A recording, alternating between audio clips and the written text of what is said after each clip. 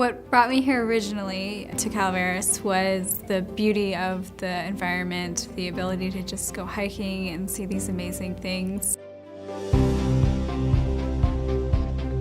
What I enjoy about living here is just its ruralness. I grew up in a small rural town. Calaveras County has been one of the nicest areas in the United States that we've lived in. A lot of folks like me moved from an urban area to rural areas because there's a different culture in a rural community. We have cleaner water, we have less pollution, we have less, social problems such as gang activity, violence, things like that that you might see more common in urban areas. But we have a set of problems in our rural communities that are unique, that you don't see in urban areas. We have an older population. We have a sicker population. We have a population of people that don't have access to healthcare services that people in urban areas might take for granted. So those are the challenges in the rural communities that we're trying to help address here in Calaveras County through some of our public health activities. What has kept me here is my work and the community.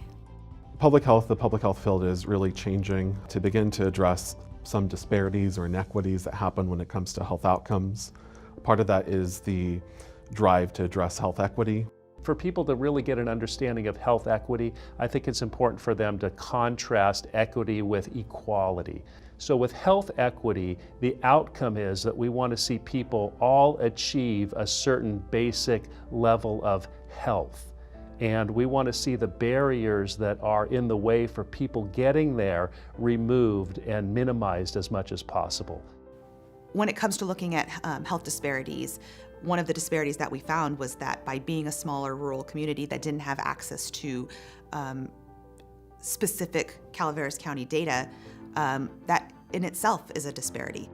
The rural mortality penalty is something that has been discovered by comparing data from rural areas to urban areas, even controlling for things like education, race, income. And they're finding that people in rural areas have a lower mortality age. So it means that they don't live as long. There's some data out on a clump of counties. It could be Gold Country, we could be clumped in with Sacramento, or we could be clumped in with Stockton. And when that happens, it's not really representative of us, and it doesn't really tell public health how to help Calaveras County. We wanted to address that disparity by coming together in a collaborative way to do a sound oral health assessment that really identified and spoke to the needs of our community so that we can make progress towards achieving health equity. We collected over 800 surveys in the community, going to over 40 different community events to do so, and doing some online outreach as well. It gave us so much information that was really, really helpful.